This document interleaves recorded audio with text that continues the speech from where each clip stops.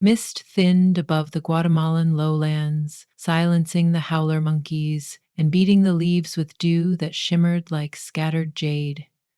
Dr. Elena Marquez crouched beside a limestone stairway no other archaeologist had ever documented, brushing away soil light as powdered cacao. At dawn, she had been following the familiar map of Temple Complex 4 in the classic Perid Maya city of Sakbalam, only to discover terraces that, according to every survey, should not exist. GPS coordinates wavered on her screen, dancing a full 20 meters east. Her radios crackled with the same white hiss that frustrated each Equinox expedition for 7 years. She clicked her mic anyway. "Base, this is Field Team 1. How copy?" Static, then the line died. Elena exhaled, forcing herself to catalog the details that mattered. The glyphs at her knee were razor-edged, as though chiseled days ago instead of 12 centuries earlier. The mortar smelled of fresh lime. Slipping off a glove, she pressed her palm to the stone. It was warm, pulsing faintly, as if a heartbeat beneath. The first time she had touched living stone, here Equinox of 2015, she panicked, fled camp, and filed a politely worded statement attributing what she'd seen to heat stroke. This year, with tenure secured and funding in jeopardy, she meant to document everything. She lifted her phone to photograph the glyph, a serpent devouring its own tail, framing a pair of intertwined figures. Shadow spilled across the carving, eclipsing the sun's edge. Elena started, half expecting another cloud. Instead, a man towered above her, chest plate of obsidian shards glittering, a conch shell trumpet hanging at his hip. His skin glowed bronze beneath inked sigils. His eyes, obsidian black, regarded Elena with equal parts caution and wonder. She knew those eyes had dreamed them under the fevered stars of 6 consecutive equinoxes. "This is forbidden ground, scholar," he said in Yucatec Maya, so archaic that her linguist's brain struggled to keep pace, yet the syllables felt like ash on her tongue when she answered. "I seek only knowledge, Aja's guardian." His jaw slackened. "You speak the tongue of Sakbalam? Then the gods did call you." Elena rose slowly, dust spiraling from her knees. "Your name, tell me, please."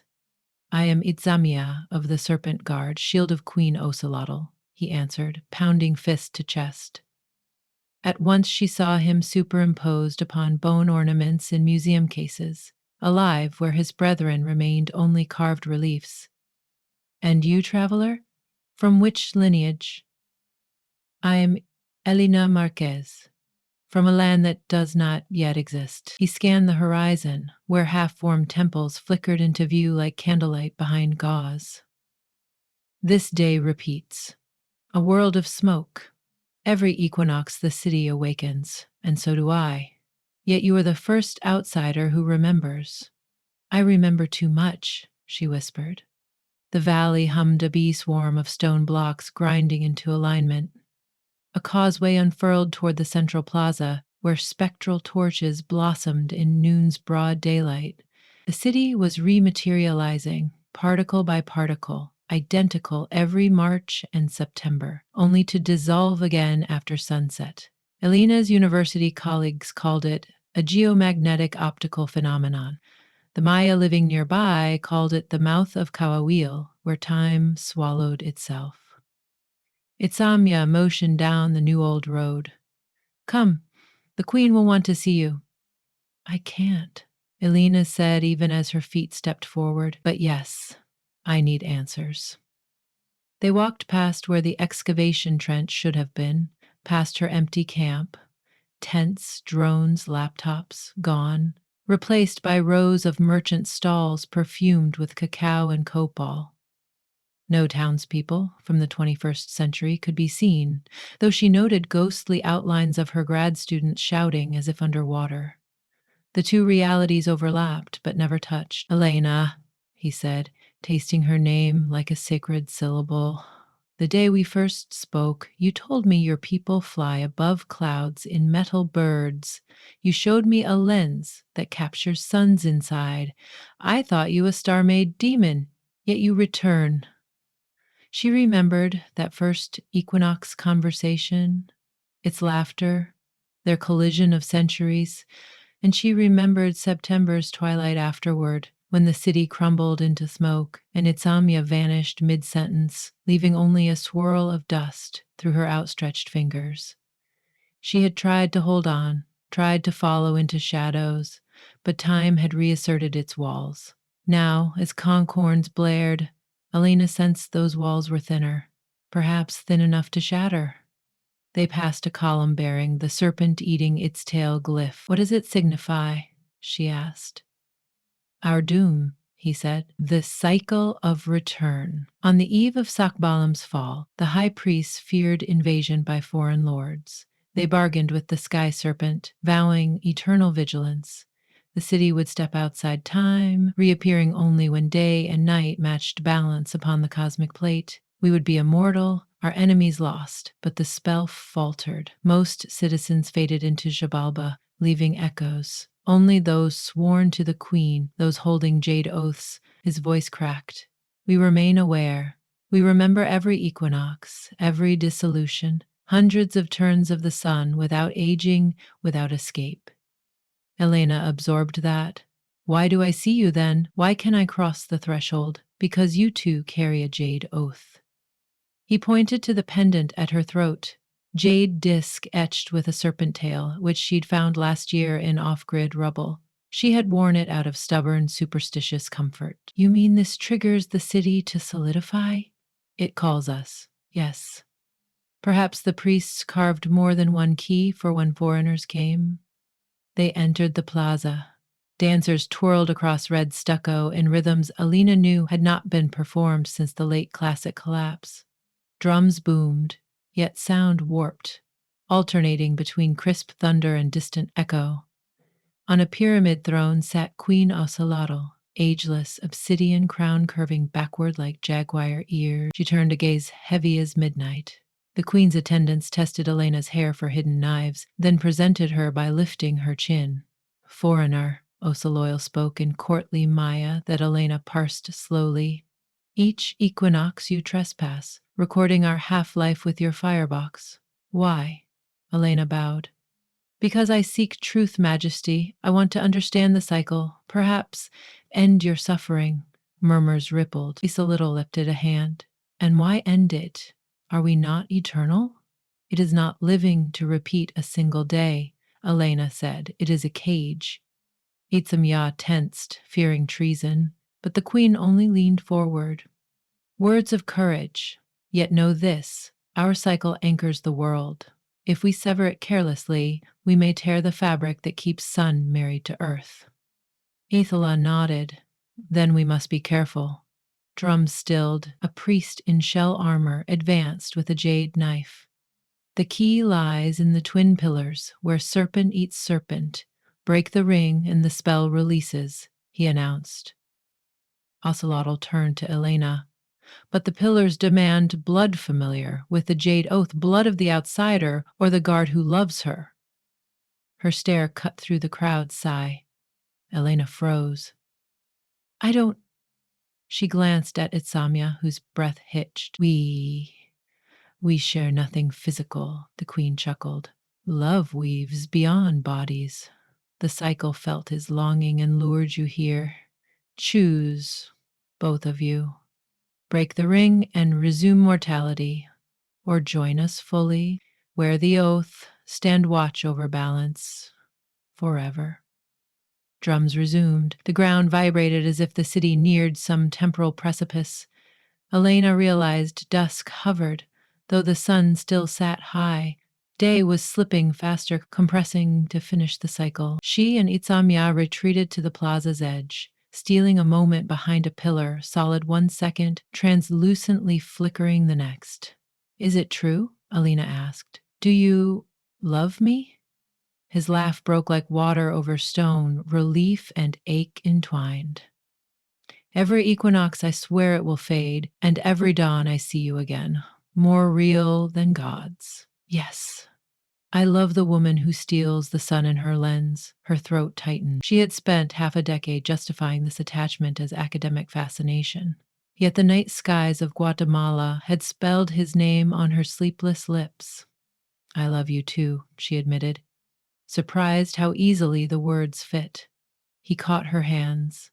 Then choose eternity with me. We'll walk under moons never setting, converse with ancestors, learn every glyph.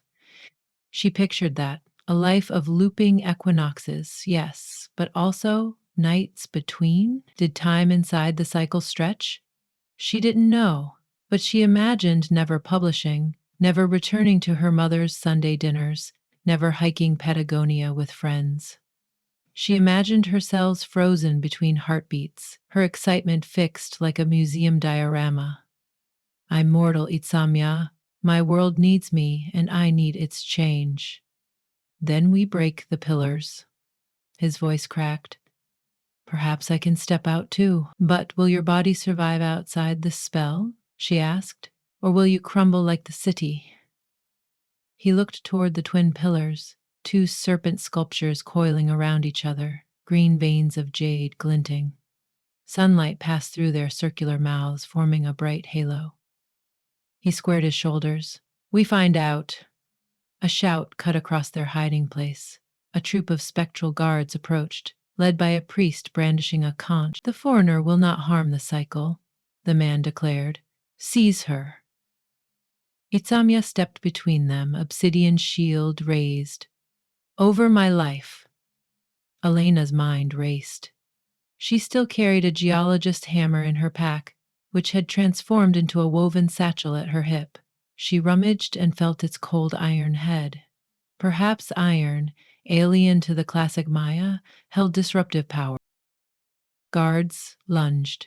Itsamya parried with spear and shield, movements fluid yet. He fought phantoms. Each blow passed partly, though, water against water, buying only seconds. Elena, the pillars! He shouted. She sprinted across the plaza, weaving between dancers, now frozen mid-step like insects in amber. Columns flickered between past and present, one moment bright red, next invisible. Timing had to match materiality. She reached the first serpent pillar, slammed her hammer onto the jade ring, sparks flew, stone ringing like a bell. A crack hairlined across the serpent's eye. The air rippled, distant mountains blinked in and out. She raised the hammer again when a hand seized her wrist. Queen Ocelotl stood there, not ghostly but solid, as tall as Elena. Stop, child. You underestimate the wound you open. Elena's pulse thundered. Let the living live, she pleaded. The living are greedy, said the queen. They mine rivers, scorch forests. If Sakbalam returns fully, we remind them of harmony. We anchor their runaway world. Elena thought of bulldozers near Tikal, of plastic bobbing down Rio Pasión. She hesitated and felt treacherous hope. Maybe the queen was right.